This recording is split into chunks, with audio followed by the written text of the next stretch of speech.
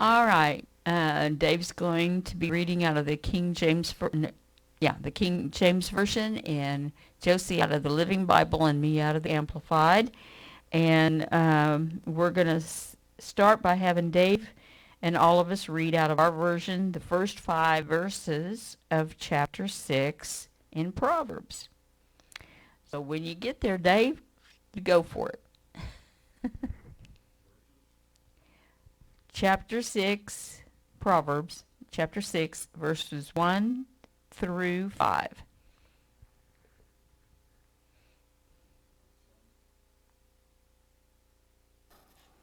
King James Version. My son, if thou be surety for thy friend, if thou hast stricken thine hand with a stranger, thou art snared with the words of thy mouth.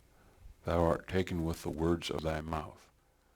Do this now, my son, and deliver thyself. When thou art come into the hand of thy friend, go humble thyself, and make sure thy friend. Give not sleep to thine eyes, nor slumber to thine eyelids. Deliver thyself as a roe from the hand of the hunter, and as a bird from the hand of the fowler. Go to the ant. Oh, stop right there, please. Just to 5. All right. Thank you. And Josie? Son, if you endorse a note for someone you hardly know, guaranteeing his debt, you are in serious trouble. You may have trapped yourself by your agreement.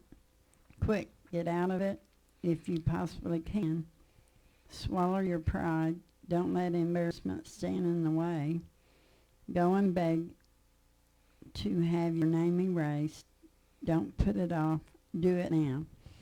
Don't rest until you do. If you can, get out of this trap. You have saved yourself like a deer that escapes from a hunter or a bird from the net. Okay. My son, if you have become security for your neighbor, if you have given your pledge for a stranger or another, you are snared with the words of your lips. You are caught by the speech of your mouth.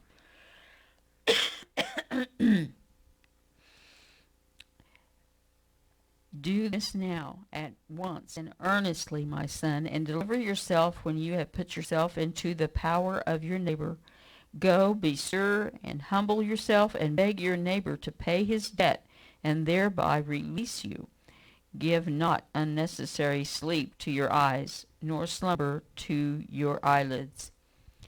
Deliver yourself as a roe or gazelle from the hand of the hunter, and as a bird from the hand of the fowler.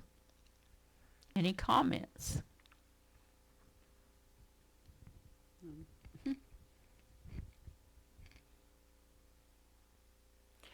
Well, I have a confession to make. Chuck and I, years ago, I need my lemons. Several years ago, we thought we were helping one of our sons, Nathan, get a motorcycle.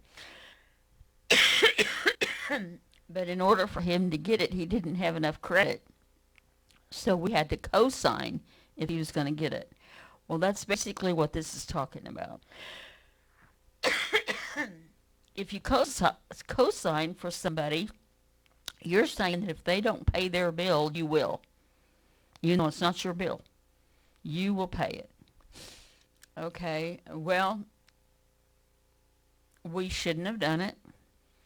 We had read this in Proverbs before, but he's one of the kids who really needed more help than he ever got, and he never asked until this time. And so we felt we'd helped all the other kids with different things, not co-signing with them, but we had helped him with different things, and so we thought we should help him. So we co-signed. Well, a few months down the road, he crashed, he wrecked it. Now, I don't know the circumstances around it, but he totaled it. And he did not have the money to pay off the loan. And the insurance company would have paid for part of it, but he didn't do the stuff that they told him they wanted him to do in order for them to pay anything on it. So guess who got stuck with the bill? We co-signed. It was legal. So we owed, and we paid that bill, but it was a big lesson to us. You know, God put stuff in here for a reason, to help us.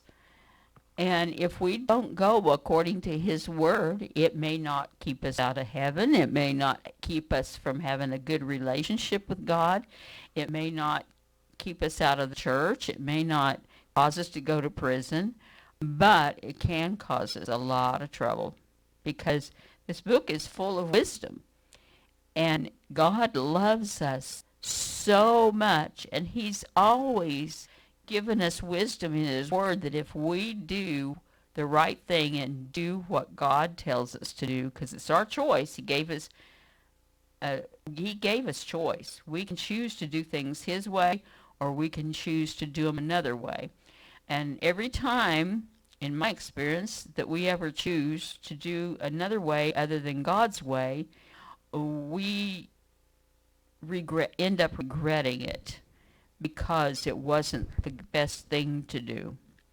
And there probably, if we'd thought about it, we could have found other ways to be helpful to the one son who was needing some help, but not be surety for him. You know, he would. There's other ways you can help people that need help, and in this case, we chose the wrong way to do it. And so we had to pay for it, and it wasn't easy, but we finally got it paid off. But anyway,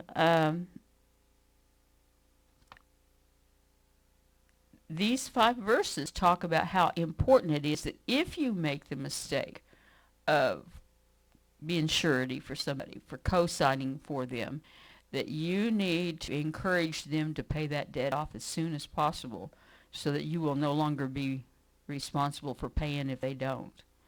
And if you can't get them to agree to that, then you're kind of stuck with it, because you decided to do it, and it says in the word that's not good. So anyway, there's consequences when you do good things, and those consequences are usually pleasant. Then there's consequences for when you do bad things, and those aren't pleasant. Well, when we made the wrong choice in regards to this, that was not a pleasant consequence. So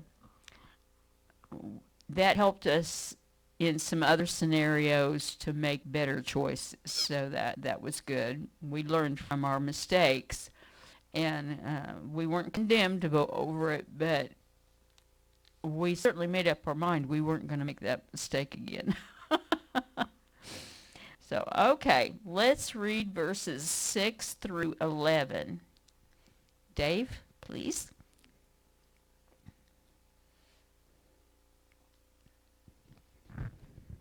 Go to the ant, thou sluggard, consider her ways, and be wise, which having no guide, overseer, or ruler, provide her meat in the summer, and gathereth her food in the harvest. How long wilt thou sleep, O sluggard? When wilt thou arise out of thy sleep? Yet a little sleep, a little slumber, a little folding of the hands to sleep. One more verse. So shall thy poverty come as one that travaileth, and thy want as an armed man. Okay, thank you. Miss Josie? Take a lesson from the ants, you lazy fellow. Learn from their ways and be wise. For though they have no king to make them work, yet they labor hard all summer. gathering food for the winter. But you, all you do is sleep. When will you wake up? Let me sleep a little longer. Sure, just a little more. And as you sleep, poverty creeps upon you like a robber and destroys you. Want attacks you in full armor. Thank you, Josie. I find it interesting how each version has it worded a little bit different, but same meaning. I think that's awesome. Go to the ant, you sluggard, consider her ways, and be wise, which having no chief, overseer, or ruler, provides her food in the summer, and gathers her supplies in the harvest. How long will you sleep, O sluggard? When will you arise out of your sleep? Yet a little sleep, a little slumber, a little folding of hands, to lie down and sleep. So will your poverty come like a robber, or one who travels with slowly but surely approaching steps, and your want like an armed man, making you helpless. Does anybody have comments over those verses? This is all stuff we know, and sometimes we need reminded that what we know is still true.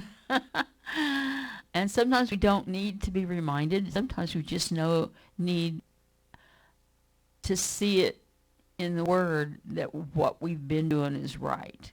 So if you've been doing things according to what God advises, you're doing it right. So that's your pat on the back. Keep doing right. The thing I notice here, it's kind of dealing a little bit with, it's dealing with laziness. We get that. But it's also dealing with procrastination. Because this person here who wants to sleep a little later, farmers get up early when they plant their crops, when they take care of their animals. And if they don't get up early, they don't get everything done before the sun goes down. And then they don't have any way to provide for their families. So when it says, how long will you sleep, O sluggard, the man's not only being lazy, but he's procrastinating whatever it is he should be doing, and he's not doing it in a timely manner. And God has not given us a spirit of fear, but he has given us a sound mind. And then there's more to the verse than that, but I want to focus in on the sound mind. The sound mind means common sense. He helps you to think correctly. If you don't get up and plant your seed's not going to grow. And if it doesn't grow, you won't have any plants. If you don't have any plants, you won't have any food. And, the list goes on. And so, God gave us common sense to know that there are some things you've got to do. Whether you like doing them or not matters not. If you know you have bills to pay and you need to put food on the table and gas in the car, you need to get a job or some way to come up with the money that will provide that for you. And there's people out there. It's amazing. There's so many out there that I have witnessed that spend more time and energy on trying to figure out how to not work and not do things the right way than they do to work to get the blessings God puts on us when we work. So, and then one day they wake up and they wonder why they don't have a house, they don't have a car. Now, this isn't true of everybody. Sometimes people run into circumstances that's beyond their control, but I'm talking about the ones who chose not to work. They were able to work. They had opportunities to work, but I'll do it tomorrow. I'll go job hunting tomorrow, and then tomorrow comes and I'll go job hunting next week or whatever. They put it off. They put it off. The ones who are too lazy to get up and do what they can do and they know to do. And then all of a sudden they find out they don't have all the stuff that they need. They don't have all the stuff they want. and they've missed so many opportunities that would have helped them if they hadn't been lazy and they hadn't been procrastinating. So there's our warning, which we know, but every once in a while I catch myself putting off something. And when you put off something that could be done today, you're asking for more problems for tomorrow. So you just have to realize that, and hopefully that will help give us the incentive we need to do today what we should do today, so that we won't be ashamed of ourselves and we won't be lacking. All right, now let's read verses 12 through 15.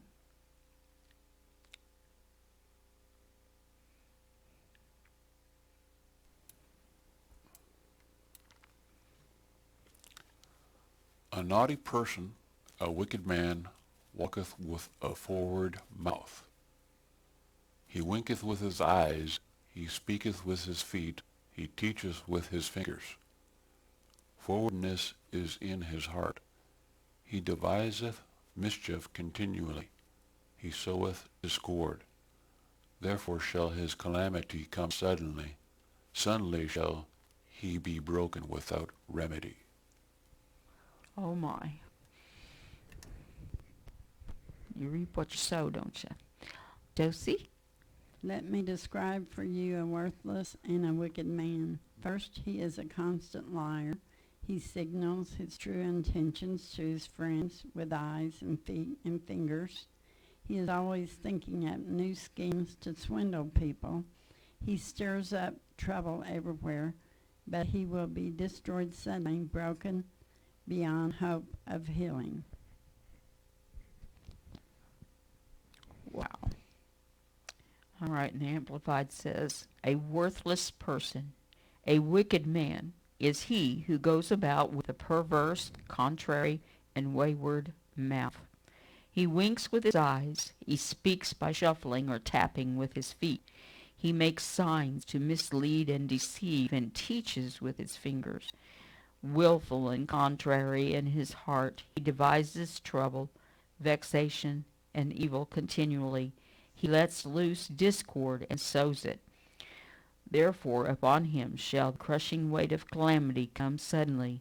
Suddenly shall he be broken, and that without remedy. What comments do y'all have?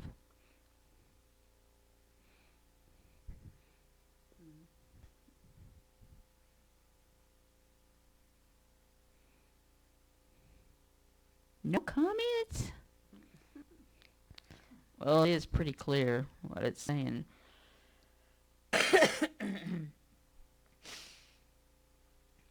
When you on purpose choose to do what's wrong, you will reap the consequences of doing that wrong. That's what I get out of there. And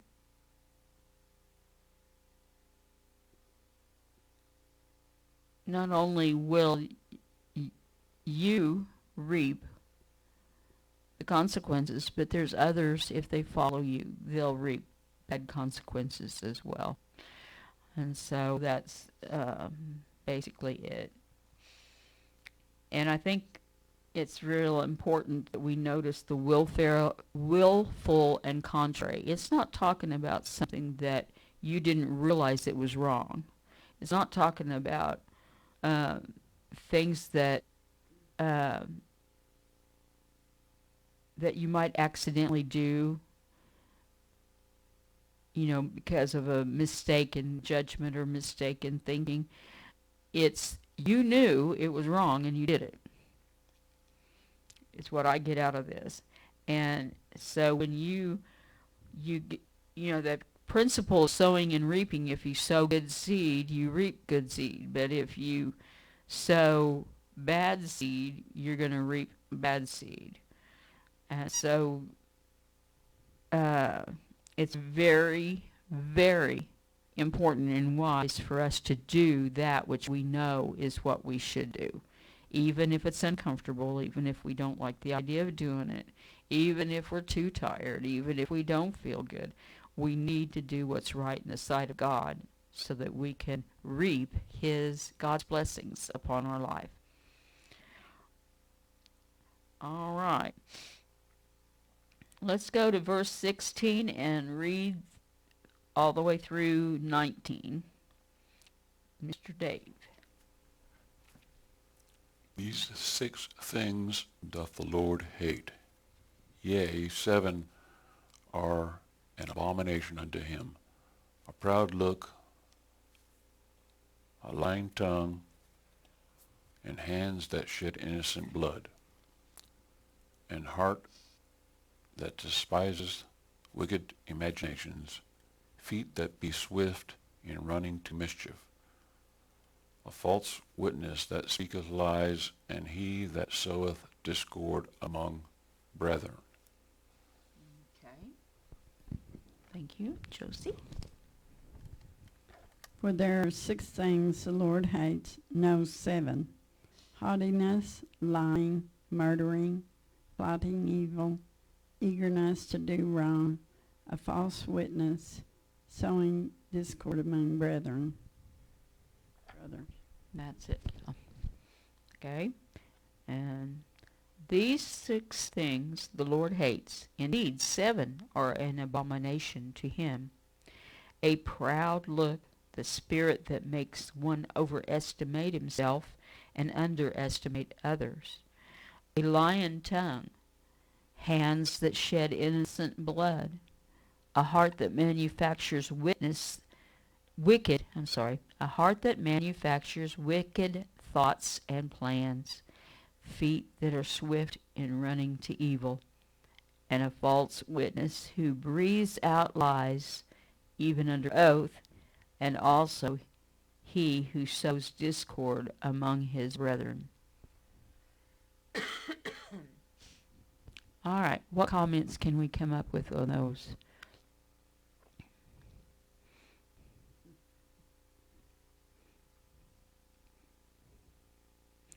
I think I hit everybody on a day that they're too tired to think of comments. Okay. Well, if you think of some more after I get done making my comments, you just jump in there and do it, okay? I'm sure we've all met some people who think they're better than everybody else, even when they do things that are against God's word. And they're proud of themselves for coming up with these ideas, I guess. And so we've all, I'm sure, run into some of those. And God does not like that. He loves all of us equally. And he doesn't like it when we think we're better than somebody else. And it's even adding insult to injury when not only do we think we're better than them, but we're making more mistakes than them, in God's eyes, because we're doing things our way. And then a lying tongue. God is about truth. And he wants us to tell the truth. The truth will make us free. And he wants us to always be concentrating on what's true and doing the best we can with his help to do that which is true. Hands that shed innocent blood. When people haven't done anything against us and we do wrong against them, or even more serious is when we take their life and they didn't deserve to be treated like that. When they're innocent, they don't deserve to be treated in a bad way.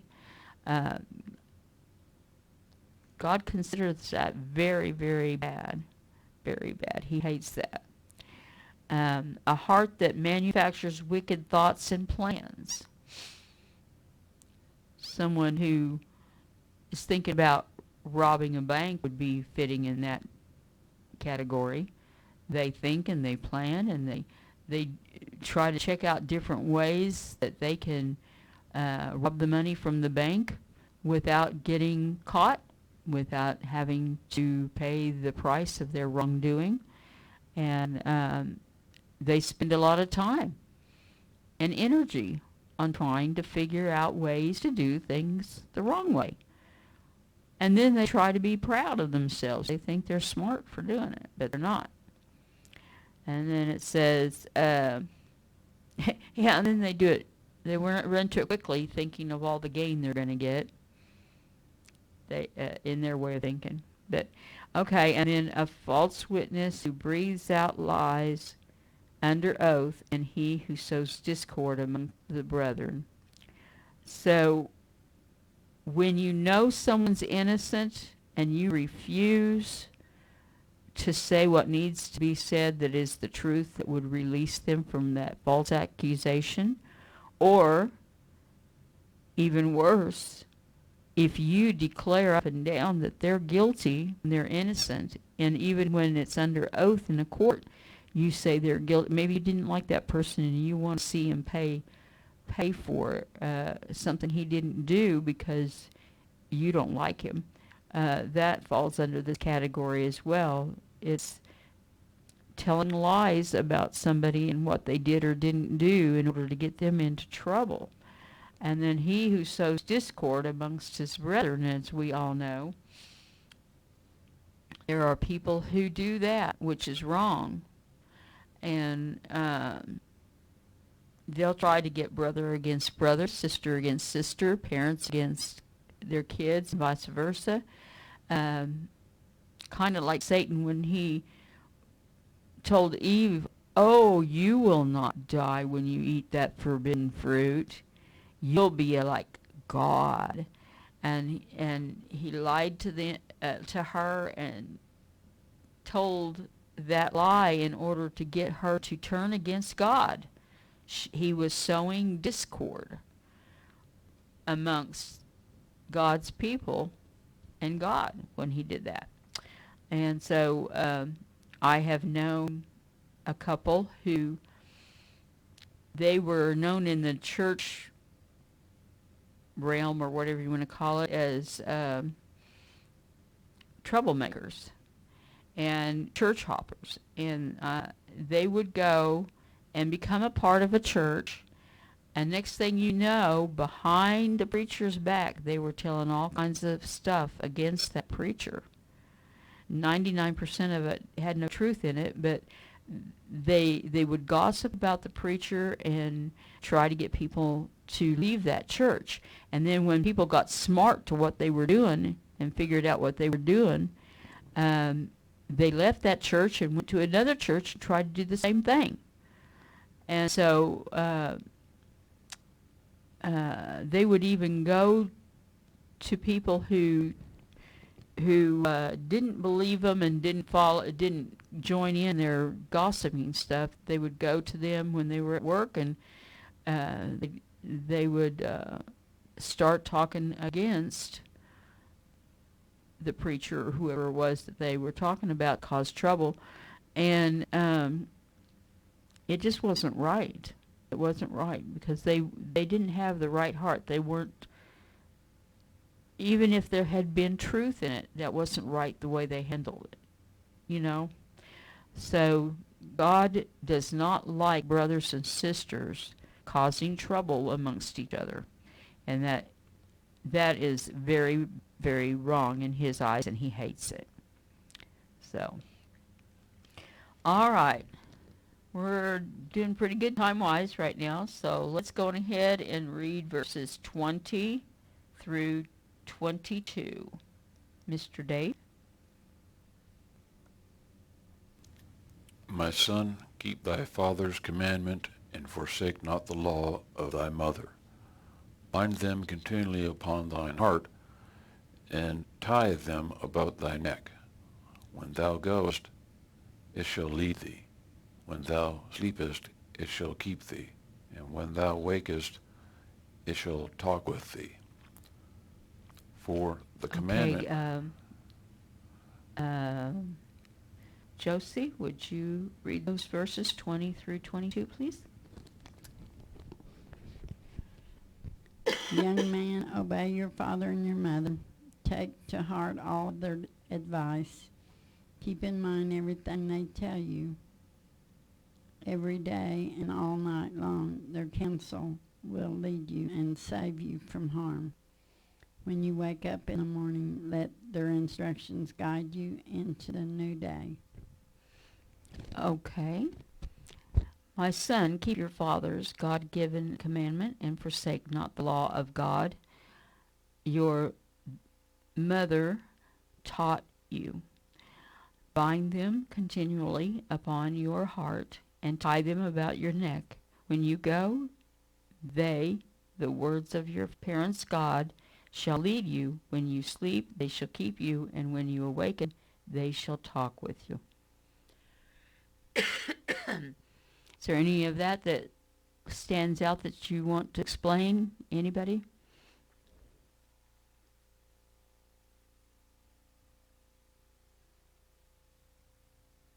Well, one thing I want to say here is I understand not everybody was blessed with a godly mom and dad. But when you've been blessed with a godly mom or dad or a parent figure of some kind that tries to do things right, that are right in God's sight, you would be wise to let them teach you what you need to learn. And it'll keep you out of a lot of trouble. One of the things that my parents taught me was God is everywhere. He sees everything. He hears everything. He knows everything. And you can't hide from him. No matter where you are, you cannot hide what you do from him. So you would be wise to do that which is right in the sight of God. And they drilled that into me for years before I came to know Jesus as my personal Savior. So I knew when I did something wrong, because they taught me right from wrong. And good parents should do that. They should teach their kids right from wrong. And they should stress to them how important it is for them to do that which is what God would have them to do. All right. Dave, will you read verses 23 through 29, please? For the commandment is a lamp, and the law is light, and reproofs of instruction are the way of life, to keep thee from the evil woman, from the flattery of the tongue of a strange woman. Lust not after her beauty in thine heart, neither let her take thee with her eyelids. For by means of a whorish woman is a man is brought to a piece of bread, and the adulteress will hunt for the precious life. Can a man take fire in his bosom, and his clothes not be burned? Can one go upon hot coals, and his feet not be burned? So he that goeth into his neighbor's wife,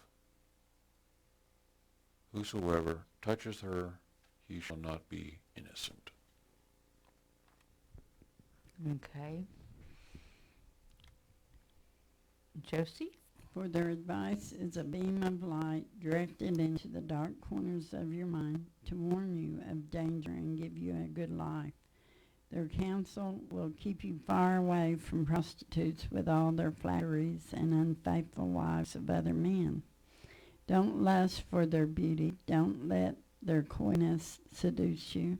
For a prostitute will bring a man to poverty, and an adulteress may cost him his very life. Can a man hold fire against his chest and not be burned? Can he walk on hot coals and not blister his feet? So it is with the man who commits adultery with another's wife. He shall not go unpunished for his sin. Okay. For the commandment is a lamp, and the whole teaching of the law is light, and reproofs of discipline are the way of life, to keep you from the evil woman, from the flattery of the tongue of a loose woman. Lust not after her beauty in your heart, neither let her capture you with her eyelids.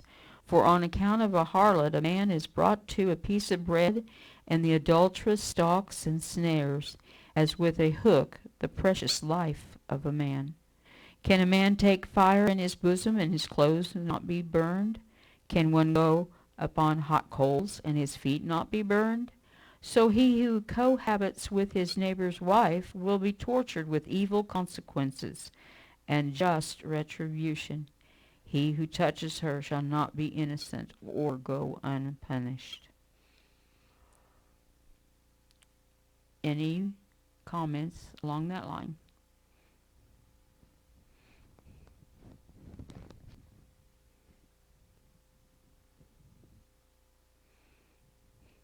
Well, a lot of scriptures has a natural meaning and a spiritual meaning, and represents a lot of other things than just what meets the eye. And of course, we can pretty well, I mean, it's quite apparent it's talking against having adultery, performing sexual relationships with somebody that's not your spouse.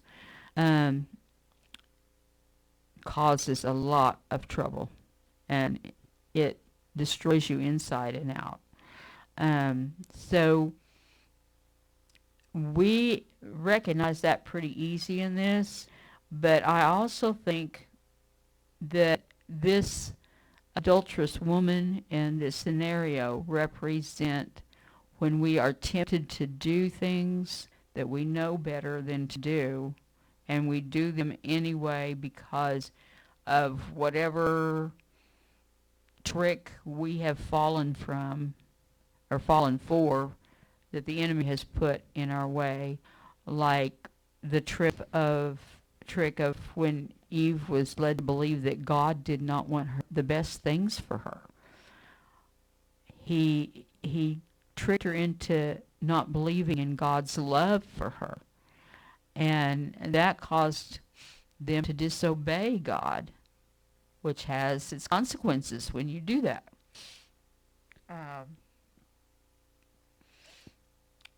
Not only that, but it robs you of, when you go along with that kind of stuff, be it a sexual thing or a deed like robbing a bank or talking against somebody that you just decided you didn't like the personality, so you're going to make up a bunch of stories to destroy their reputation or whatever.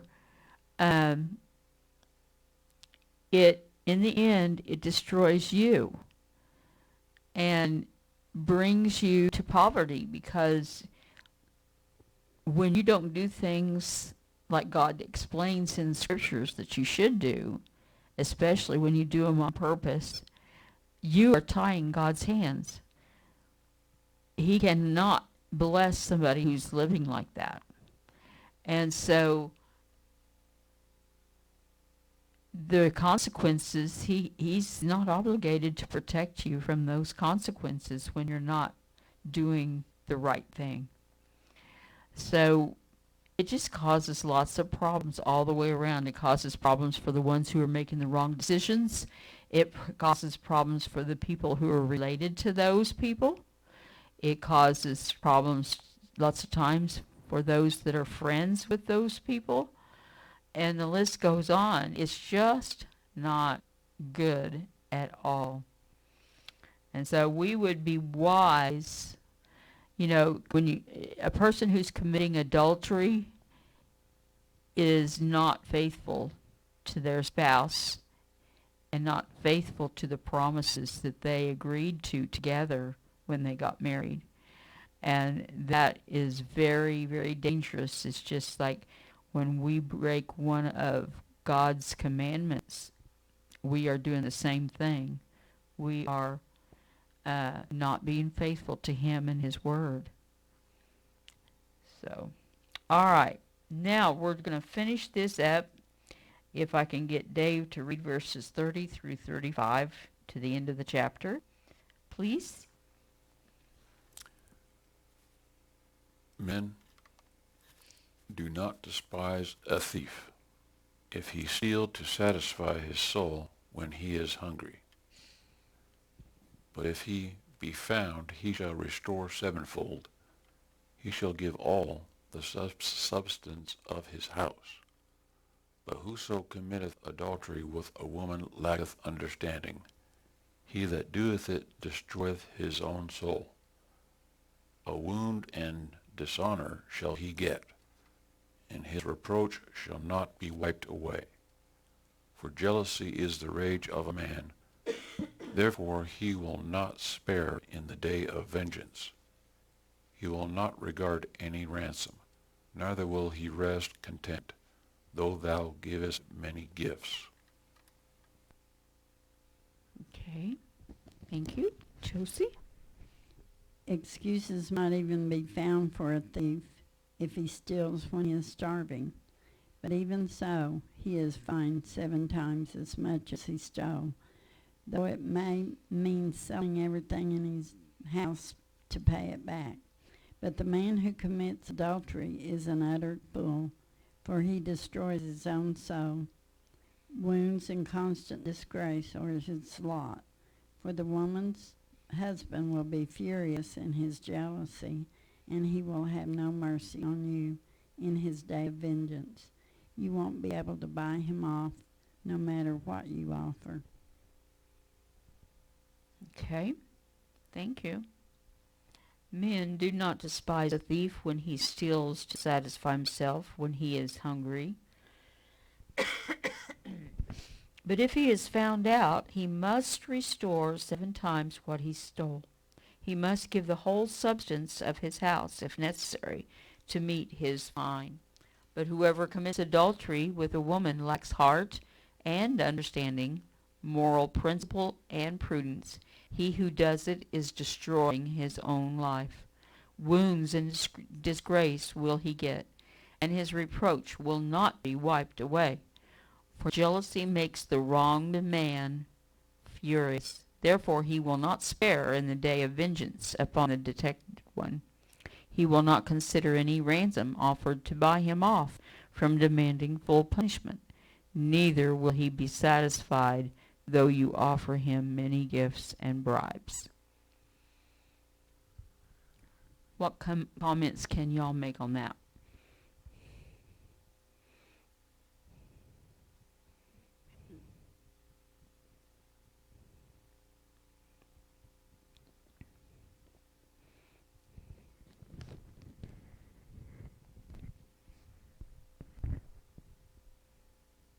Dave, you got something? I hear something rattling around up there.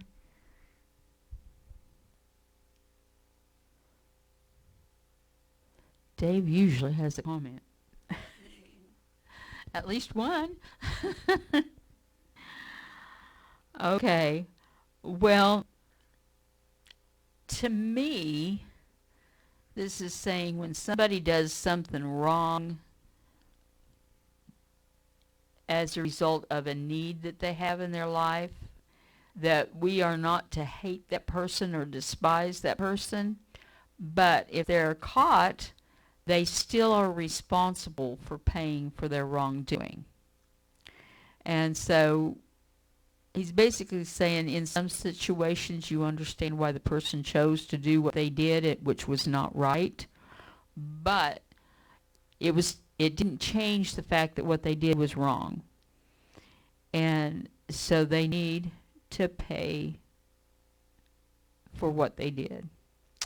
And I know there's people out there that I have run across who they justified the wrong they did because of the need that they had. And then they got offended when they were caught and were expected to pay back what they, pay for what they did. And God's letting us know that the reason why you do wrong does not make your wrongs right. And so I thought that was a good reminder for us, because we know all these verses we read in Proverbs. We know the principles behind them all. Basically, it's you have 2 choices in life: do right or do wrong. Please choose to do right, then you will receive blessings from above. If you choose to do wrong, you will miss out on blessings from above that you would have had. And you will also reap the results in penalties or consequences for what you did. So that's quite evident through this whole chapter. And it just uses a few examples to give us an idea of, things that are wrong and the consequences that could happen as a result of doing them anyway. So I know we really didn't learn anything new tonight, but it is good to refresh our memories so that we remember that what God's Word says and tells us, and we remember His warnings and the lamp that shows us the right way to go, and His light. So that's all I have, unless you all have some other comments. I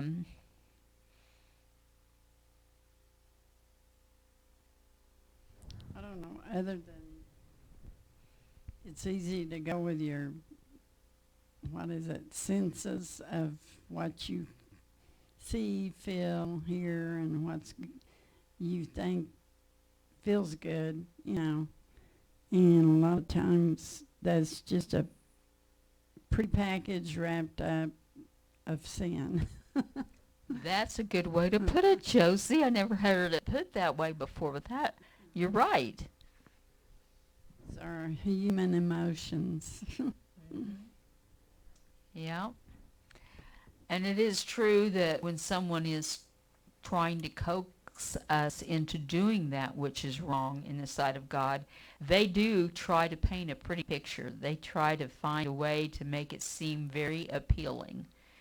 And that's what Satan did to Eve in the garden too, So we need to beware when people are trying to convince us to do something that we know better than to do. Are there any prayer requests?